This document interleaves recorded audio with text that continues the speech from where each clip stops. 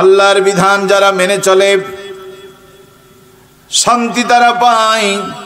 আল্লাহ পাক বলেন দেখো না, মারাজাল বাহরাইনি ইয়ালতাকিয়ান, একসাথে দুই নদী প্রবাহিত হয়, মিঠা পানি সাদা পানি লবণ পানি একসাথে চলে, কোনো পানি কোনো প্রাণীকে গ্রাস করে না, এক পানি আর এক পানির ভিতরে যায় না।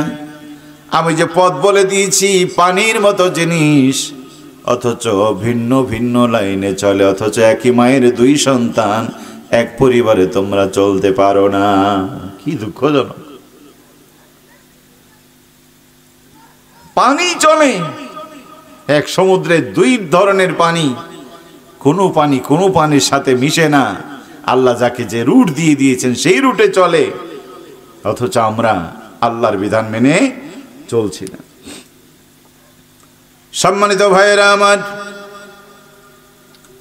আল্লাহ পাক বলছেন নবী বলো, কুল আরাইতুম ইন জাআলাল্লাহু আলাইকুমুল লাইলা সারমাদান ইলা ইয়াউমিল কিয়ামা, তোমরা কি লক্ষ্য করে দেখো না, এই যে রাত লেগেছে, এই রাতটাকে আমি আল্লাহ টেনে টেনে লম্বা করে যদি কিয়ামত পর্যন্ত লম্বা করে দিতাম, মান ইলাহুন গায়রুল্লাহ, বলো দেখি আল্লাহ ছাড়া কে আছে, ইয়াতিকুম বিদিয়াইন, তোমাদের কাছে একটা দিনের ব্যবস্থা করে দিতে পারে?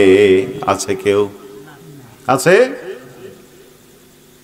আপনি আওয়ামী লীগ হন, বিএনপি হন, যা সদান বা সদান চরমনায় হন, আপনি আট্রসি হন, জামাত হন, শিবির হন, নামাজি হন, বেনামাজি হন, আস্তিক হন, নাস্তিক হন, বিবেক যদি সামান্য থাকে বলতে পারবেন না একটা রাত যদি আল্লাহ কিয়ামত পর্যন্ত বাড়াই দিতেন, পৃথিবীর কোনো শক্তি ওই রাতের সকাল বানাতে পারত না। এই যে ঘুমাতে যাবেন, এই ঘুম যদি আল্লাহ না ভাঙায়, ছেলে আপনার আব্বা ডেকে আপনার ঘুম ভাঙাতে পারবে না, স্ত্রী ডেকে আপনার ঘুম ভাঙাতে পারবে না, মা আপনাকে আদরের ডাক দিয়ে ঘুম ভাঙাতে পারবে না। সকালবেলা যে ঘুম ভাঙে ওটা মায়ের ডাকে নয়, সন্তানের ডাকে নয়, আমার আল্লাহর ডাকে। বলেন ঠিক কিনা? আল্লাহর ডাকে ঘুমায়, আল্লাহর ডাকেই ঘুমটা ভাঙে। আল্লাহ পাক বলছেন নবী বলো,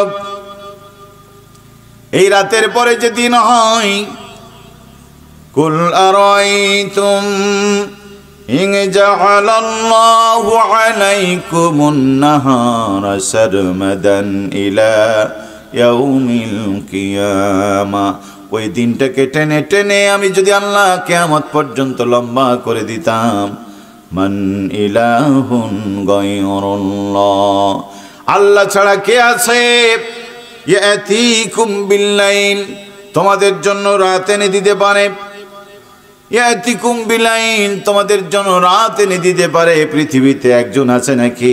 দুনিয়ার মানুষ বলতে বাধ্য হবে আল্লাহ ছাড়া রাত কেউ আনতে পারে না। বলেন ঠিক কিনা? কাইফা তাকফুরুনা বিল্লাহ, কি করে আল্লাহকে অস্বীকার করো তুমি? এই রাত দিনের পরিবর্তন আমি করি, এটা আমি তো করেছি তোমাদের জন্য রহমত। পড়েন আলহামদুলিল্লাহ।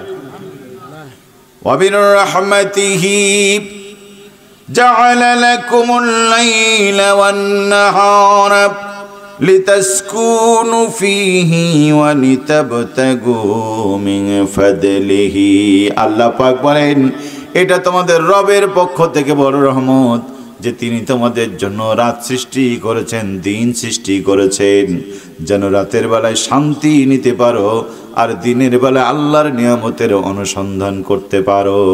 আল্লাহু আকবার। এমন করে দিয়েছেন যিনি।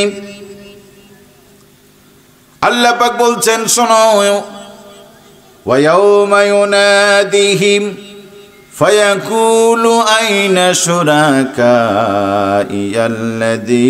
কুনতুম তাজউমুন, তারা যেন স্মরণ রাখে ওই দিন যেদিন আল্লাহ রাব্বুল আলামিন ডাকবেন আর বলবেন বান্দারে এত নিয়ামত দিয়েছিলাম আমি, রাত দিনের পরিবর্তন করেছিলাম আমি, চোখ জোড়া ঘুম দিয়েছিলাম, অন্তর জোড়া সন্তান দিয়েছিলাম, হাজার নিয়ামত দিয়েছিলাম, এরপরও তোমরা আমারে মারো নাই।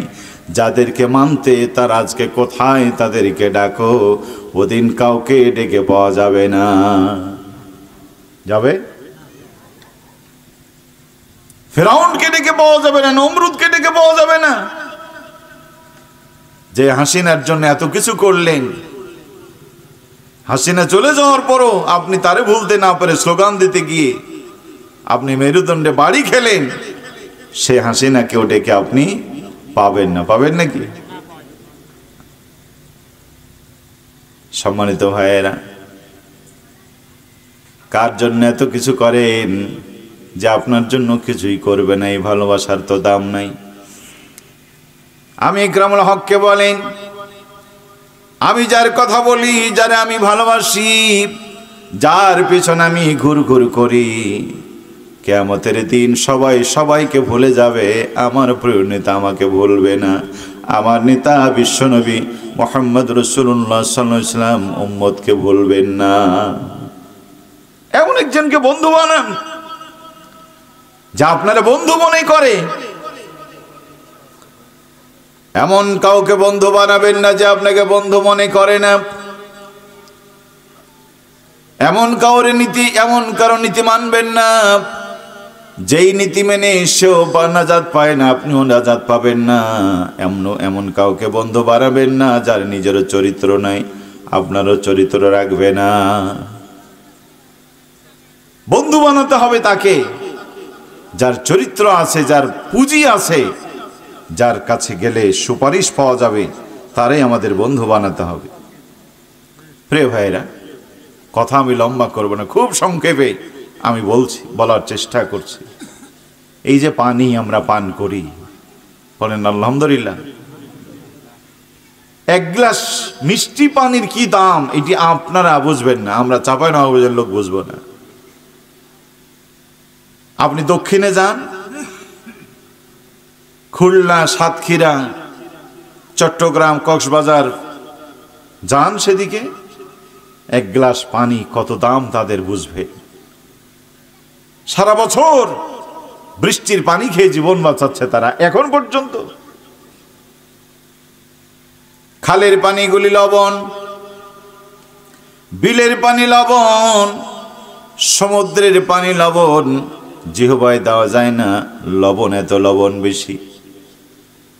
600 ফিট গভীর নলকূপ, 1222 ফিট পর্যন্ত বোরিং করছে, ওই 2200 ফিট নিচ থেকেও লবণ পানি ভেসে আসছে, খাওয়া যায় না। বিশাল বিশাল ট্যাঙ্কি বানিয়ে রেখেছে বাড়ির সামনে। এই বর্ষার মৌসুমে পানি ধরে আর এই পানি সারা বছর তারা পান করে। 1 লিটার পানির দাম কত এখন? 30 টাকা। কয় টাকা? 30 টাকা। প্রতিদিন যে আমরা পানি পান করি, সব পানি যদি কিনে খাওয়া লাগতো সম্ভব ছিল? এই সালালপুরের মাটিতে টিউবওয়েলের হ্যান্ডেলে হাত দিলেন আর জগ ভরা পানি আপনি ফেলেন, দাঁড়িয়ে ঢক ঢক করে বাম হাতে খেয়ে ফেললেন। রবের কোনো সিস্টেম আপনি ফলো করলেন না। রব দিল পানি, আপনি একটু বসে খান, ডান হাতে খান, একটু ধীরে ধীরে খান, না, কোনো সিস্টেম নাই। দাঁড়িয়ে চাপলেন, বাস বাম হাতে মগ ধরে আপনি চালাই দিলেন। আল্লাহ পাক বলছে, নবী তাদেরকে বলো, কুল আরাআইতুম ইন আসবাহা মাউকুম গাওরান ফামান ইয়াতিকুম বিমাইম মাঈন। আমি আল্লাহ যদি পানির লেয়ারটারে নিচে নামাই দিতাম, এই পানির লেয়ার যদি আমি আল্লাহ নিচে নামিয়ে দিতাম, বলো তো দেখি আল্লাহ ছাড়া কে আছে তোমাদের জন্য এই মিষ্টি পানির ব্যবস্থা করে দিতে পারে? আছে কেউ? আছে? পৃথিবীর কোন শক্তি এই জায়গায় শক্তি দেখাতে পারে না। আল্লাহ পাক বলছেন আসল ব্যাপার হলো তোমরা তোমাদের ভুলে গেছো তোমাদের ইতিহাস, ভুলে গেছো তোমরা তোমাদের নিজেদেরকে। তুমি কি নিজেই জানো না, তাই তুমি অহংকার করো। আল্লাহ সতর্ক করে আমাদেরকে জানাই দিচ্ছেন, শোনো মানুষ, ওয়ালাকাদ খলাকনাল ইনসানা মিন সুলালাতিম মিন তিন। আমি আল্লাহ মানুষকে তৈরি করেছি মাটির উপাদান থেকে। আপনার এত লাফান ঝাফান, এত সব কিছু আল্লাহ পাক ইতিহাস তুলে ধরছেন, কুলের কথা তুলে ধরছেন। তুই যে এত লাফাচ্ছিস, আসলে কি তুই জানিস আসলে তুই কি? এই যে মোদি এত বড় রাষ্ট্রের প্রেসিডেন্ট, কিন্তু মাথা এক জায়গায় তার নত হয়। লোকেরা যখন বলে আজকে তো বড় কথা বলছিস, কদিন আগে তুই চায়ের দোকানে বসে বসে চা ঘুরতেছিলি, চায়ের দোকানদার, এখন রাষ্ট্রের প্রেসিডেন্ট হয়ে এত কথা বলছিস কেন? মাথাটা নিচু হয়ে যায়, কি ঠিক কিনা বলেন? আল্লাহ পাক বলেন চায়ের দোকান থেকে রাষ্ট্রের অধিপতি বানালাম, লিনানজুরা কাইফা তা'মালুন। আমি দেখতে চাই এখন তোর আচরণটা কেমন হয়, কি আচরণ করিস। বাবা হারিয়েছিস, মা হারিয়েছিস, 14 গোষ্ঠী হারিয়ে গেছে। বুলেটের আঘাতে 14 গোষ্ঠী বিদায় হয়ে গেছে। ওই বুলেটের ভিতর থেকে তোরে আমি বাঁচিয়ে রেখে ওই বাবা যে দেশ গড়েছিল সেই দেশের ক্ষমতা তোরে দিলাম। লিনানজুরা কাইফা তা'মালুন। আমি দেখতে চাই তুই এখন কেমন করিস। বাবা হারানো সন্তান তুই, মা হারানো সন্তান তুই, ভাই হারানো বোন তুই। মা হারানো বাবা হারানোর ব্যথা কি তুই জানিস? কি করে দেখিস?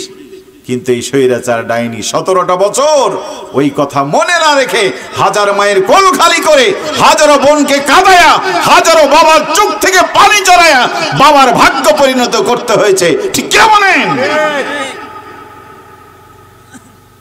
সে যদি ইতিহাস থেকে শিক্ষা নিত, জাতির উপরে অবিচার না করে বরং ধৈর্যের সাথে জাতির খেদমত করে মালিককে বলতে পারতো, মালিক বাবার হত্যাকারীদের বিচার তুমি করো, আমার বাবার প্রতিশোধ আমি নেব না, তোমার কাছে আমি বিচার চাইলাম, আল্লাহ তাকে উত্তম প্রতিদান দিতেন। কি ঠিক কিনা বলেন?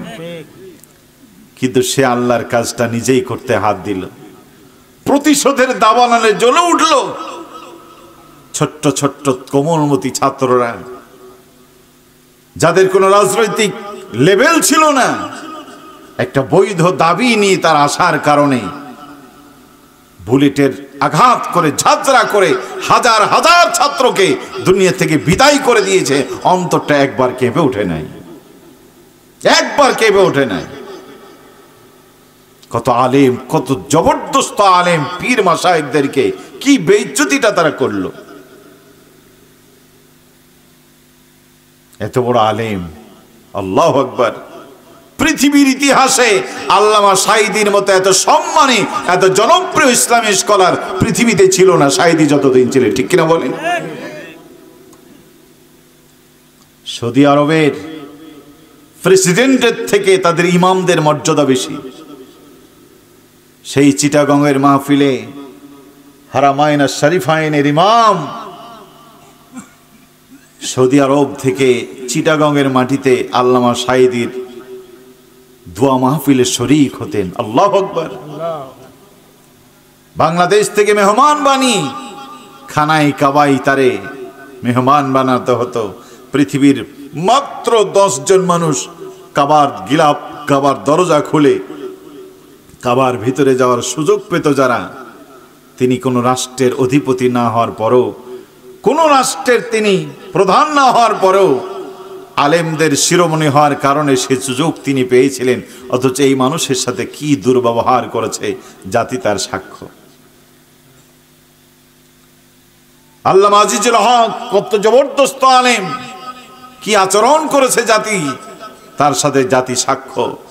হাজার হাজার আলেম, ওলামা, হাফেজ, কারি, দিনদার, পরহেজগার নামাজের সিজদায় লুটিয়ে আছে, চুলের মুষ্টি ধরে টান দিয়ে পিটাতে পিটাতে নিয়ে গিয়ে ধর্ষণে মামলা দিয়ে জীবনটাকে মিসমার করে দিয়েছে। কি ঠিক না বলেন? আল্লাহ পাক বলছেন তুই তোর ইতিহাস ভুলে গেছিস, ছিলি কোথায়, এনেছি কোথায় ভুলে গেছিস। আমিও সেদিন তোদেরকে শেষ করে দিতে পারতাম। স্বামী আর স্ত্রীর মিলনের মাধ্যমে হাজার হাজার শুক্রকীট, লক্ষ কোটি কোটি শুক্রকীট একসাথে প্রতিযোগিতা করে। আধুনিক বিজ্ঞান বলেছে ওই মায়ের রেহেমের ভিতরে একটা শুক্রকীটকে আল্লাহ বাঁচায় রেখে কোটি কোটি শুক্রকীটকে আল্লাহ ধ্বংস করে দেয়। আল্লাহ পাক বলেন, বান্দারে তোর সাথেই চলা কোটি কোটি শুক্রকীটকে আমি ধ্বংস করে দিয়েছি। আমি আল্লাহ চাইলে মায়ের রেহেমেই তোর আমি শেষ করে দিতে পারতাম, আমি আল্লাহ করি নাই। মাটির উপাদান থেকে তোরে আমি সৃষ্টি করেছি। সুম্মা জাআলনাহু নুতফাতিন ফি করারিম মাকিন। ওই মাটির উদ্গত ফসল খেয়ে রক্ত হয়ে সেই রক্ত থেকে নাপাক এক ফোঁটা পানি আমি আল্লাহ তৈরি করে দুর্গন্ধযুক্ত পচা পানি থেকে আমি তোদেরকে সৃষ্টি করেছি। এমন পচা দুর্গন্ধ পানি, যেই পানির ফোঁটা শরীরে লাগলে গোসল না করলে মসজিদে যাওয়া যায় না, ওই দুর্গন্ধযুক্ত পানি নিয়ে সভ্য সমাজে যাওয়া যায় না। এমন পচা দুর্গন্ধ জিনিস থেকে আমি আল্লাহ তোমাদেরকে সৃষ্টি করেছি। কাইফা তাকফুরুনা বিল্লাহ, কি করে তুমি আল্লাহকে অস্বীকার করো। সুম্মা খালাকনান নুতফাতা আলাকাতান ফাখালাকনাল আলাকাতা মুদগাতান ফাখালাকনাল মুদগাতা ইজামা। আল্লাহ পাক বলছেন, আমি সেই নাপাক পানিকে রক্তপিণ্ডে রূপদান করেছি। সেই রক্তপিণ্ডকে পর্যায়ে নিয়ে আমি গোস্তপিণ্ডে পরিণত করেছি। আর ওই গোস্তের ভিতরে ছোট্ট ছোট্ট হাড্ডি দিয়ে আমি আল্লাহ তোমার একটা বডি স্ট্রাকচার তৈরি করেছি। আর ওই গোস্তকে ঢেকে দেওয়ার জন্য আমি তোমাদের শরীরে চামড়া দিয়ে দিয়েছি। পড়েন আল্লাহু আকবার। কি করে স্বীকার করো, ভুলে যাও কি করে? বান্দা এখানেই শেষ নয়, তোমাকে ফিরে আসতে হবে আল্লাহর দরবারে, তোমাকে ফিরে আসতে হবে মালিকের দরবারে, তোমাকে হাজিরা দিতে হবে। হুয়াল্লাযী ইউসাব্বিরুকুম ফিল আরহাম, তিনি তো তোমাদের রব। মায়ের পেটের ভিতরে তোমাদের আকার আকৃতি তিনি তৈরি করেছেন, মায়ের পেটের ভিতরে চেহারা করেছেন। কাইফা ইয়াশাউ, যেভাবে চেয়েছেন সেভাবে বানিয়েছেন। আল্লাহ পাক বলেন